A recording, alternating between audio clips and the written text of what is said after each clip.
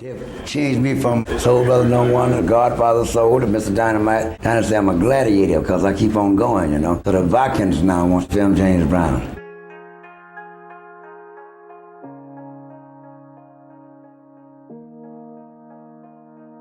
Everybody wants James Brown. Well, you know, James Brown is you. James Brown is you out there. I didn't make James Brown. Thank God that he gave me the energy to carry out the role. But I was just playing a part for humanity.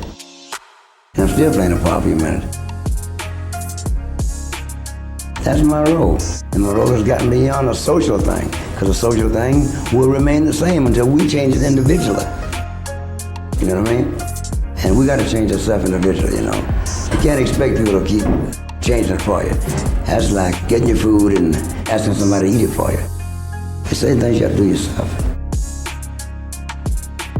And I found it out over the 60s. You know, I gave my heart and everything to it. When the going got rough, a lot of people, 90% of the politicians, backed up and walked away from me. I had to come back, with God's help, another direction. I came back through the country rock clubs. And I come back, and today, you will see 90% non-blacks at my concerts. And that's because the blacks sit there and overlooked it. They overlooked it and let themselves got hung up. But disco music had one change in it. It's not even music. You know, a disco song is when I do one of my songs, and at the very end, we start shouting something at the very end and staying on that one chord, you know? And it's very sickening to know that people have such a great talent and get hung up on such menial things and not get into music. I'm a jazz man. I started soul music from the technique of jazz with the feeling of gospel. And I created a thing called soul music.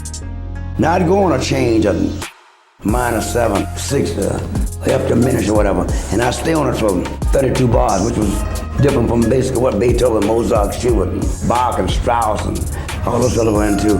But I let them know that I was independent, I could do what I want. I mean, the laws of music were there telling me not to do it, but they got to remember, I was picking cotton, you understand?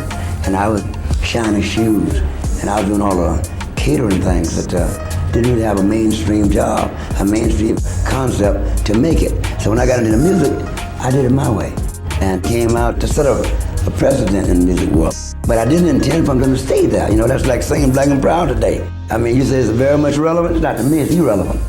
Because if you're gonna start to talk about how proud you are, exercise it. I tell people I'm Black and Proud, they can see you. You understand? And if you don't know what color you are, look in the mirror. I thought it was a setback to say it loud and Black and Proud, but I saw it was needed because we were so far behind. But open up the door, I get it myself. To me, it's more heavier, you understand? Talking about one direction, straight ahead. Look, if I'm my next birthday, May 3rd, I'll be 50 years old. Look at the way I look, look at the way I act, and you see the way I get on that stage, I didn't take care of business. Now see, my son, I got sons, I mean, they really can't even get out of bed, you know, and can't take care of their job. And I just don't understand it. I mean, my oldest son was in my office back east, and he was like executive vice president, okay? And knowing that later on he's gonna be president, chairman, everything, because it really was for my family. And I couldn't never get that kid to open his own office. What you gonna do for yourself? Now, he can't pick it because his daddy had put him there. See, so we don't need all that other stuff. We're still marching and wearing our shoes out. You know, we should save that money for something else. Do what you gotta do and do it. All that other stuff is obsolete. And I'm not gonna go out there and do all that stuff that King and them did in 6 days, you know? I mean, I love King, and I think one of the greatest men ever lived, you know? But I took the second step. I don't wanna live on my knees. I was down on my feet. I went to the next step, and I loved the man, you understand? He did it the way he had to do it because he did a contest. He did another way of doing it.